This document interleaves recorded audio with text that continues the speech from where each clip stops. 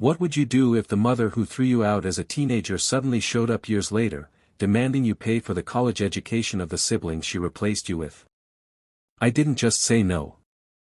I showed her why she lost me, and why she'll never get a second chance. My name is Alex, and this is the story of how I built my life from nothing, only to have the very person who abandoned me try to claim the rewards. But before you judge, hear what really happened. I was born to a young single mother who raised me without my father. She told me he didn't want kids, and she never asked for child support.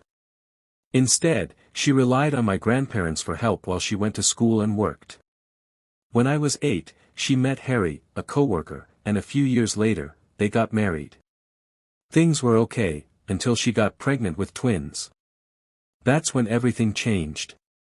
At first, I thought she was just stressed from the pregnancy.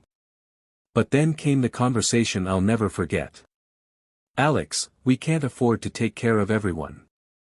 You're old enough to understand, we need to focus on the babies now. I was 16. Too young to live alone, too old to be wanted. They didn't legally evict me, but they pushed me out, leaving me with nowhere to go but my grandparents that I worked part-time through high school, scraping by until I could attend college. My mother didn't help me move into my dorm, didn't co-sign my student loans, and didn't call when I graduated. She had her real family now. I learned to stop hoping for her approval.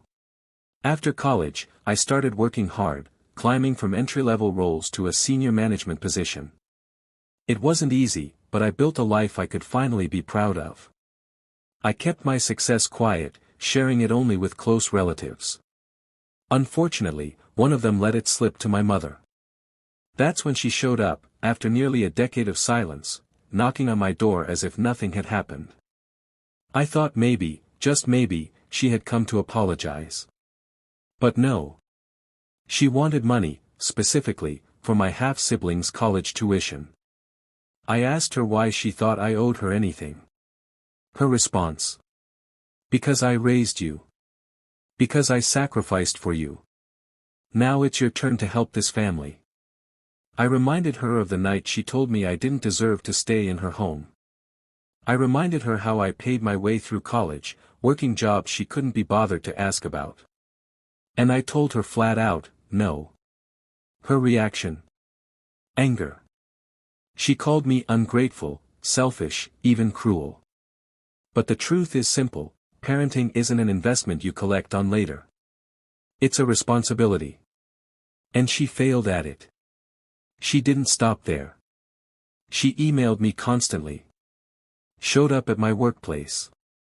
Even tried to guilt-trip my grandparents into siding with her. But I had made up my mind. I was done being her backup plan. When she finally crossed the line and attacked me outside my home, the police got involved. Now, I have a restraining order, peace of mind, and a clear understanding of where I stand.